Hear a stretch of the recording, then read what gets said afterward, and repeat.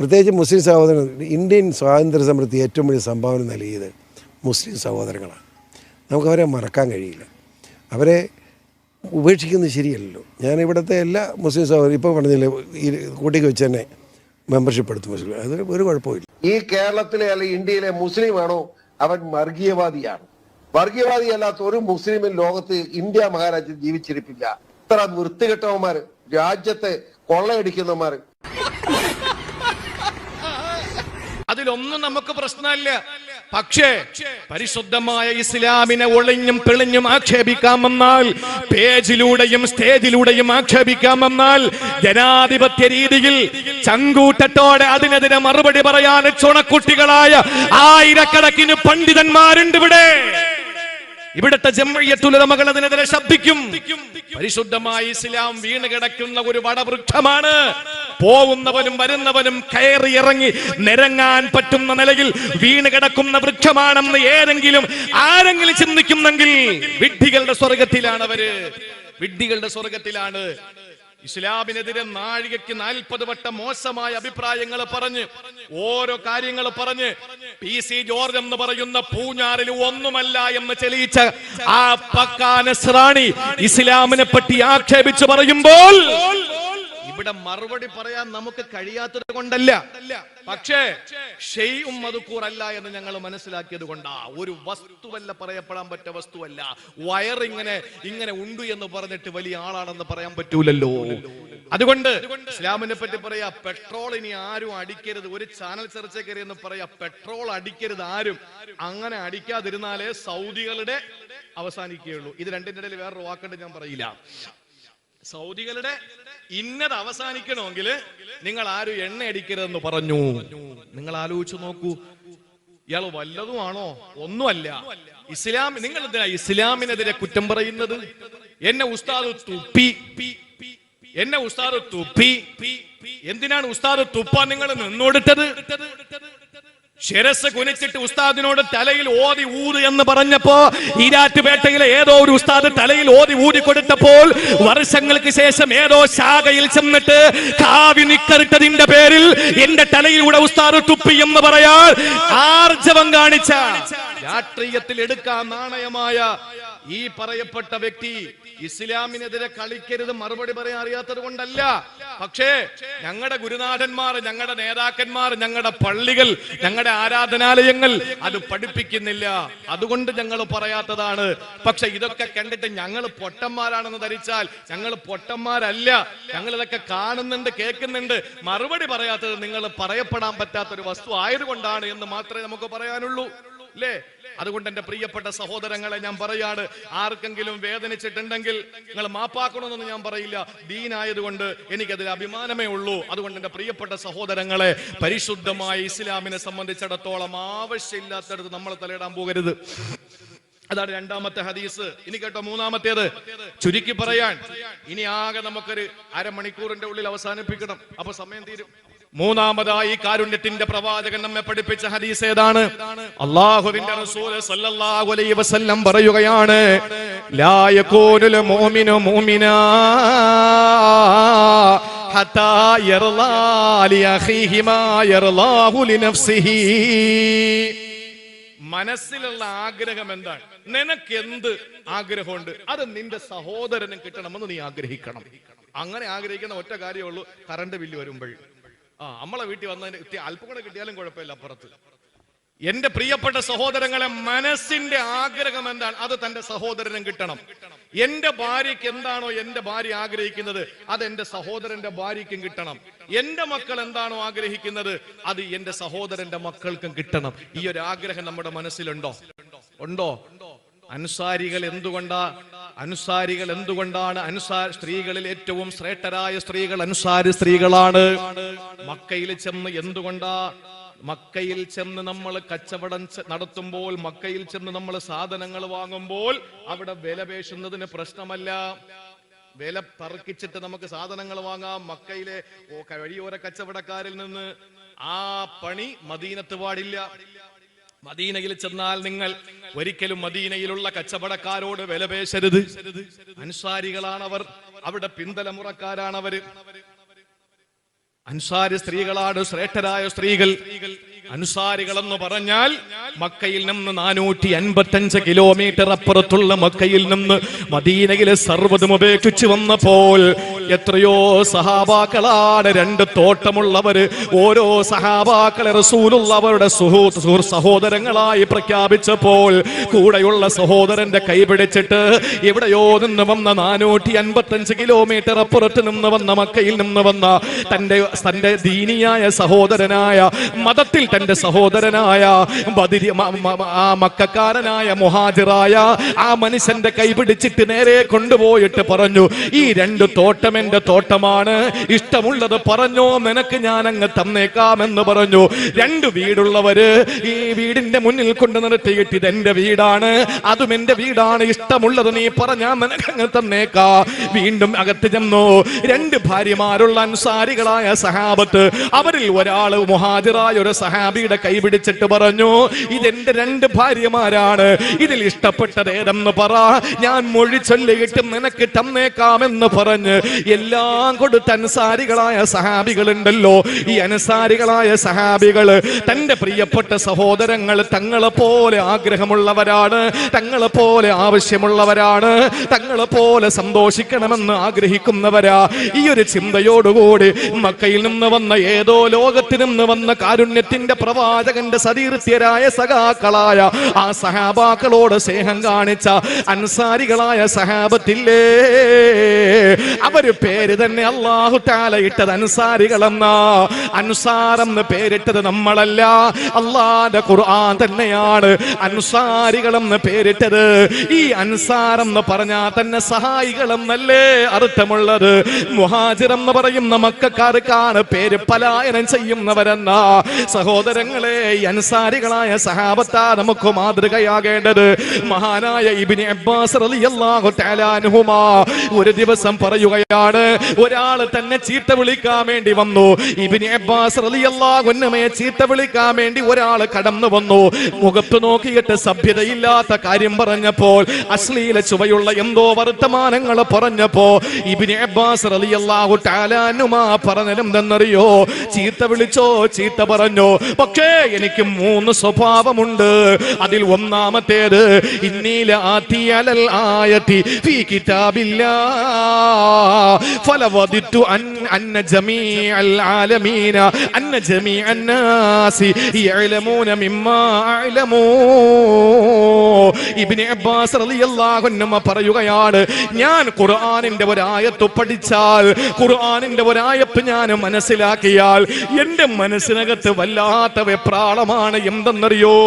ലോകത്തുള്ള മുഴുവൻ വിശ്വാസികളും ഇത് പഠിച്ചിരുന്നെങ്കിൽ, ലോകത്തുള്ള വിശ്വാസികൾ മുഴുവനും ഇത് അമൽ ചെയ്തിരുന്നെങ്കിൽ, റബ്ബേ, എനിക്ക് കിട്ടുന്ന പ്രതിഫലം അവർക്കും കിട്ടുമല്ലോ തമ്പുരാന്, എനിക്ക് കിട്ടുന്ന പ്രതിഫലം അവർക്കും കിട്ടുമല്ലോ തമ്പുരാന്. ഇതെന്റെ മനസ്സിലുള്ള ആഗ്രഹമാ. പ്രിയപ്പെട്ടവരെ, ചിന്തിച്ചു നോക്ക്. ഇബ്നു അബ്ബാസ് റളിയല്ലാഹു അൻഹുയുടെ ആഗ്രഹമാണ് ഈ പറയുന്നത്. ഒരു ആയത്ത് പഠിച്ചാൽ, ഒരു കാര്യം പഠിച്ചാൽ, റബ്ബേ, ഇത് എനിക്കല്ലേ കിട്ടിയുള്ളൂ, ലോകത്തുള്ള എല്ലാവർക്കും ഇത് കിട്ടിയിരുന്നെങ്കിൽ. ഈ ഇബ്നു അബ്ബാസ് തങ്ങൾ മദീനത്ത് വെച്ച് കൊതിച്ച ആഗ്രഹം ഇങ്ങ് ഇന്ത്യയിലെ ഏഷ്യാ ഭൂഖണ്ഡത്തിലെ, ഇന്ത്യ മഹാരാജ്യത്തിലെ, കേരള സംസ്ഥാനത്തിലെ, കൊല്ലം ജില്ലയിലെ, ആലപ്പുഴ ജില്ലയോട് ചേർന്ന് കിടക്കുന്ന കരുനാഗപ്പള്ളി താലൂക്കിലെ ചിറ്റുമൂല എന്ന് പറയുന്ന ഈ പ്രദേശത്തെ തൊടിയൂര് പഞ്ചായത്തിലെ ഏതോ ഒരു വീട്ടിനകത്തുള്ള ഒരു പാവപ്പെട്ട സഹോദരനും ഒരു സഹോദരിക്കും ഈ കാര്യമൊന്ന് കിട്ടിയെങ്കിലെന്ന് കൊതിച്ചതാരാ? റഈസുൽ മുഫസ്സിരീൻ ഇബ്നു അബ്ബാസ് റളിയല്ലാഹു അൻഹുമാ. നിങ്ങൾക്ക് ഹുക്കാമിൽ മുസ്ലിമീൻ യഅദിലു ഫീ ഹുക്മിഹി ഫഅഫറഹു ബിഹി. മുസ്ലിം ന്യായാധിപന്മാരിൽ ഒരു ന്യായാധിപൻ, ഒരു ജഡ്ജി, ഒരു വിധി പറയുന്നയാള്, അയാള് നീതിമാനാണെന്ന് ഞാൻ അറിഞ്ഞാൽ, അല്ലാഹുവേ, എന്റെ മനസ്സിനകത്ത് സന്തോഷമാണ്. അവിടെ വിധി എനിക്ക് അനുകൂലവും പ്രതികൂലവുമാകാൻ സാധ്യതയില്ല. അത് എന്റെ നാട്ടുകാരനായ വിധികർത്താവല്ല, അവിടത്തെ ജഡ്ജി ഞാൻ നാട്ടുകാരനായ സ്ഥലത്തുള്ള ജഡ്ജിയല്ല. പക്ഷേ ഒരു മുസ്ലിമിന് നല്ല വിധി കിട്ടുമല്ലോ തമ്പുരാൻ. റഹ്മാനെ, ഒരു വിഷയത്തിൽ ഒരു വിധി അനുകൂലമായും പ്രതികൂലമായും വരാത്ത നിലയിൽ ഒരിക്കലും അനീതിയോടെ വിധിക്കാത്ത ഒരു നല്ല വിധി കിട്ടുമല്ലോ എന്ന് ഞാൻ ചിന്തിച്ചുകൊണ്ട് ആ വിധിയിൽ ഞാൻ സന്തോഷിക്കുമെന്ന് പറഞ്ഞത് ഇബ്നു അബ്ബാസ് തങ്ങൾ വേറെ ഏതോ ഒരു സമൂഹത്തിന് അനുകൂലമായി നീതി കിട്ടുമെന്ന് കണ്ടപ്പോൾ കൊതിച്ചതാണ്. ഇനി മൂന്നാമത്തെ ആഗ്രഹം എന്തെന്നറിയോ? ഇന്നീല അസ്മഉ അന്നൽ ഗൈസ ഖദ് അസാബ ബലദൻ മിൻ ബുൽദാനിൽ മുസ്ലിമീൻ ഫഅഫറഹു ബിഹി വമാലി ബിഹി സായിമാ. മൂന്നാമത് അദ്ദേഹത്തിന്റെ ആഗ്രഹം, ഒരു നാട്ടില് മഴ പെയ്യുന്നു എന്നറിഞ്ഞാൽ അൽഹംദുലില്ലാഹ് ആ നാട്ടുകാരുടെ കൃഷി ഇനി നല്ല മുളച്ചു വരുമല്ലോ. മാ ബിഹി സായിമാ, എനിക്ക് അവിടെ കൃഷിയോ മൃഗങ്ങളോ ഒന്നും തന്നെ ഇല്ല, പക്ഷേ ആ നാട്ടുകാർക്ക് അതുവഴി ഖൈർ ഉണ്ടാവുമല്ലോ എന്ന് ഞാൻ ആഗ്രഹിക്കുന്നു. എന്താ മൂന്നാഗ്രഹം? ഒന്ന് ചിന്തിച്ചേ. ഒരു കാര്യം ഞാൻ പഠിച്ചാൽ അത് എല്ലാവരും അതൊന്ന് പഠിച്ചിരുന്നെങ്കിൽ, എല്ലാവർക്കും അത് എത്തിച്ചിരുന്നെങ്കിൽ, എല്ലാവരും അത് അറിഞ്ഞിരുന്നെങ്കിൽ, അമൽ ചെയ്തിരുന്നെങ്കിൽ എന്നുള്ള ആഗ്രഹം. രണ്ട്, ഒരു വിധി ന്യായാധിപൻ നീതിമാനാണെന്നറിഞ്ഞാൽ അൽഹംദുലില്ലാഹ് നീതി കിട്ടുമല്ലോ, നീതി കിട്ടുമല്ലോ ആ നാട്ടുകാർക്ക്. എനിക്കില്ല, ഞാൻ ആ നാട്ടുകാരനല്ല, എങ്കിലും അവിടുള്ള ആളുകൾക്ക് നീതി കിട്ടുമല്ലോ എന്നുള്ളൊരാഗ്രഹം. നമ്മളിപ്പോ പറയുന്നത് എന്താ? ഏതെങ്കിലുമൊക്കെ പാവങ്ങളെ പിടിച്ചുകൊണ്ട് പോലീസ് പോകുമ്പോൾ നമ്മൾ പറയുന്നത് എന്താ? കിടക്കട്ടെ, അവിടെ കിടക്കട്ടെ, അത് തന്നെ, ഇച്ചിരി അഹങ്കാരം കൂടുതൽ, അവിടെ കിടക്കട്ടെ. നമ്മൾ എത്ര പേര് പറയാൻ? ഒരുത്തന്റെ വീട്ടിൽ പോലീസ് അന്വേഷണത്തിന് വന്ന നമ്മൾ പറയുന്നത് എന്താ? അല്ലെങ്കിൽ അവൻ ഇച്ചിരി മൂപ്പ് കൂടുതൽ, അവിടെ കിടക്കട്ടെ, അവൻ വെച്ച് അകത്ത് കിടക്കട്ടെ. ഇതല്ലേ നമ്മൾ പറയുന്നത്? ഇബ്നു അബ്ബാസ് റളിയല്ലാഹു അൻഹുമാ പറയുന്നു, എവിടെയെങ്കിലും ഒരു വിധി പറയുന്ന ആളെ കണ്ടാൽ അൽഹംദുലില്ലാഹ് അവിടുത്തെ ആളുകൾക്ക് നീതി കിട്ടുമല്ലോ എന്ന് ഞാൻ ആഗ്രഹിക്കും. അതേപോലെ മഴ എവിടെയെങ്കിലും പെയ്താൽ ആ നാട്ടുകാർക്ക് അല്ലാഹുവേ ഇനിയെങ്കിലും നല്ല നിലയിൽ അവരുടെ കൃഷിയിടങ്ങളൊക്കെ തഴച്ച് വളരുമല്ലോ എന്ന ആഗ്രഹം. ഇത് നമ്മുടെ ജീവിതത്തിലും ഉണ്ടാകണം. അല്ലാഹു മനസ്സിലാക്കാനുള്ള തൗഫീക്ക് തരട്ടെ. ഇനി നാലാമത്തെ ഹദീസ് ഒന്ന് ശ്രദ്ധിച്ചോളെ, മറക്കരുത്. ഈ 4 ഹദീസ് മുറുകെ പിടിക്കുന്നവന് ദീനിയായി ജീവിക്കാൻ ഇത് 4 മതി എന്നാണ്. 5 ലക്ഷം ഹദീസിനെ തെരഞ്ഞെടുത്ത് 4800 തന്റെ സുനനിൽ ചേർത്ത് വെച്ച അബൂ ദാവൂദ് റഹ്മത്തുള്ളാഹി അലൈഹി പറയുന്നു, 4-ാമത്തെ ഹദീസ് അൽ ഹലാലു ബയ്യിൻ വൽ ഹറാമു ബയ്യിൻ. ഹലാല് വ്യക്തമാണ്, ഹറാമു വ്യക്തമാണ്. ഹലാല് വ്യക്തമാണ്, ഹറാമു വ്യക്തമാണ്. ഹലാല് വ്യക്തമല്ലേ? ചില അവ്യക്തത ഉണ്ടായിരുന്നു. അള്ളാന്റെ തൗഫീഖ് കൊണ്ട് ഈ അടുത്ത കാലത്ത് അതങ്ങ് വ്യക്തമായി. അല്ലേ? ഒരു കടയിൽ ഫുഡ് കഴിക്കാൻ ചെന്നു, പച്ച പെയിന്റിൽ ഹലാൽ എന്ന് എഴുതിയിരിക്കുന്നു. ചാടി അവിടെ വീണു. എറണാകുളം ജില്ലയിലെ പെരുമ്പാവൂരിനടുത്ത് ചാടി അവിടെ വീണു. നല്ല ദാടിയുള്ള ഒരു കാഷ്യറായിരിക്കുന്നത്. അപ്പൊ അൽഹംദുലില്ലാഹ് ഇറച്ചിയൊക്കെ കഴിക്കുന്നതുകൊണ്ട് കുഴപ്പമൊന്നുമില്ല. കയറിയപ്പോ ഇറച്ചി അടുപ്പിലിരിക്കുന്നേ ഉള്ളൂ, നമുക്കാണെങ്കിൽ മലപ്പുറത്ത് പരിപാടിയാണ്. അവൻ പറഞ്ഞു ഉള്ളതാവട്ടെ. അങ്ങനെ വേറെന്തോ ചപ്പാത്തിയും വെജിറ്റബിൾ കറിയൊക്കെ കഴിച്ചു. ഇറങ്ങിയപ്പോ വളരെ സ്വാപ്പിങ്ങോട് കൂടി ചോദിച്ചു, എവിടെ കണ്ടിട്ടുണ്ടല്ലോ? ഞാൻ പറഞ്ഞു, ഞാൻ ഇന്ന ആളാണ്, അങ്ങനെ കണ്ടിട്ടുണ്ടാവാം. ആഹാ, ഞാൻ കണ്ടിട്ടുണ്ടാ, ഞാൻ യൂട്യൂബിലൊക്കെ കാണാറുണ്ട്. ഞാൻ നാടെവിടെയാ? ഞാൻ പറഞ്ഞ തിരുവനന്തപുരത്തുകാരനാണ്. ചോദിച്ചു, നിങ്ങളുടെ നാടൻ എവിടെയാ? ഞാനും അതിനൊക്കെ അടുത്ത് തന്നെയാണ് എന്നൊക്കെ പറഞ്ഞു. ഞാൻ ചോദിച്ചു, വലിയ ഹാജിയരൊക്കെ ആയിരിക്കും എന്ന് കരുതിയിട്ടാ ചോദിച്ചു. ഞാൻ ചോദിച്ചു, പേരെന്താ? പറഞ്ഞു, സുബ്രഹ്മണ്യൻ. എന്റെ പൊന്നിന് സഹോദരങ്ങളെ, ഹലാലെന്ന് പച്ച കളറിൽ വെണ്ടയ്ക്ക് നിരത്തി അതില് കളർ ബൾബും ഇട്ട് അതിനകത്ത് ഹലാലാണോ ഹറാമാണോ എന്ന് നമുക്കറിയില്ല. ഇപ്പൊ അള്ളാന്റെ തൗഫീഖ് കൊണ്ട് എന്താ സംഭവിച്ചെന്നറിയോ? രാജ്യത്തെ വർഗീയവാദികളൊക്കെ ലിസ്റ്റ് എടുത്തിട്ട് കരുനാഗപ്പള്ളിയിൽ തുപ്പല് കിട്ടുന്ന സ്ഥലങ്ങൾ, ഹലാൽ തുപ്പല് കിട്ടാത്ത ഹോട്ടലുകൾ. അപ്പോ എന്തായി സംഭവം? മുസ്ലിം ഹോട്ടൽ ഏത്, അമുസ്ലിം ഹോട്ടൽ ഏതെന്നുള്ളതല്ല, നല്ല ഭക്ഷണമുള്ള ഹോട്ടലുകൾ ഏത്, നല്ലതല്ലാത്തത് ഏതെന്ന് വ്യക്തമായി. ഇപ്പൊ റാഹത്തായി അതൊക്കെ എടുത്ത് സ്ക്രീൻഷോട്ട് എടുത്ത് വെച്ചിരിക്കുകയാണ്. ഇടയ്ക്ക് കഴിക്കുന്നെങ്കിൽ അങ്ങനെയുള്ള കടയിൽ ഇറങ്ങി കഴിക്കാൻ. എന്റെ പ്രിയപ്പെട്ട സഹോദരങ്ങളെ, ഇതൊക്കെ അള്ളാഹു നിങ്ങളെ കൊണ്ട് പറയിപ്പിക്കുന്നതാണ്. ഹലാല് വ്യക്തമാണ്. അവ്യക്തമായി എവിടെയെങ്കിലും ചുരുളഴിയാതെ കിടന്നാൽ അതിനെ അഴിക്കാൻ അള്ളാഹ്ക്കറിയാം. ഹലാല് വ്യക്തമാണ്. ഞാനൊന്ന് ചോദിക്കട്ടെ, ഈ ഹലാല് ബോർഡിനോട് എന്താ ഇത്ര വെറുപ്പ് നിങ്ങൾക്ക്? എന്നാലും ഞാൻ ചോദിക്കുകയാ, ഇവിടുത്തെ പാവപ്പെട്ട സഹോദരങ്ങൾ വളരെ വൃത്തിയായി കഴുകി, വളരെ വൃത്തിയായി ഉണ്ടാക്കുന്ന ഭക്ഷണം വളരെ വൃത്തിയായി പാകം ചെയ്ത്, വളരെ വൃത്തിയായ തീൻമേശയില്, വളരെ വൃത്തിയുള്ള പാത്രത്തില്, വളരെ വൃത്തിയോടെ വിളമ്പിയിട്ട് മാന്യമായ നിലയിൽ ജീവിക്കുന്ന മുസ്ലിം ഹോട്ടലുകൾ കാണുമ്പോ നിങ്ങൾക്ക് എന്താ ഈ ഹലാലിനോട് നിങ്ങൾക്ക് വെറുപ്പ്? ആണത്വമുണ്ടെങ്കിൽ, അഭിമാനബോധമുണ്ടെങ്കിൽ ഇങ്ങനെയുള്ള ഈ ഹലാലിനോടുള്ള നിങ്ങളുടെ വെറുപ്പുണ്ടല്ലോ, അത് കോശർ എന്ന് പറയുന്ന സംവിധാനത്തോട് നിങ്ങൾ കാണിക്കേ. നിങ്ങൾക്കറിയോ അങ്ങനെ സംവിധാനം? എന്താ ഈ കോശർ എന്ന് പറയുന്നത്? എന്താണ്? KOSHER, കോശർ. നിങ്ങൾ നോക്കി, ഈ ഉൽപ്പന്നങ്ങള് ഹലാൽ ഉൽപ്പന്നങ്ങള് പോലെ കൂടുതൽ ഇന്ന് വിറ്റഴിക്കപ്പെടുന്ന ഒരു സംവിധാനമാണ് കോശർ എന്ന് പറഞ്ഞാൽ. ഹിബ്രു ഭാഷയിൽ അതിന്റെ അർത്ഥം ശുദ്ധമായ ഭക്ഷ്യയോഗ്യമായ വസ്തു, വൃത്തിയുള്ള കഴിക്കാൻ പറ്റുന്ന നല്ല വസ്തു. ഈ ഹിബ്രു ഭാഷയിൽ അതിന് ഇങ്ങനെയാണ് അർത്ഥം കൊടുത്തിരിക്കുന്നത്. ഈ കോശർ എന്ന് സ്റ്റിക്കർ പതിച്ച സാധനങ്ങൾ മാത്രമേ ജൂതന്മാര് കഴിക്കൂ, ജൂതന്മാര് കുടിക്കൂ, ജൂതന്മാര് ഉടുക്കൂ. എന്തേ അതിനെതിരെ രംഗത്ത് വരാത്തത്? എന്തേ അതിനെതിരെ രംഗത്ത് വരാത്തത്?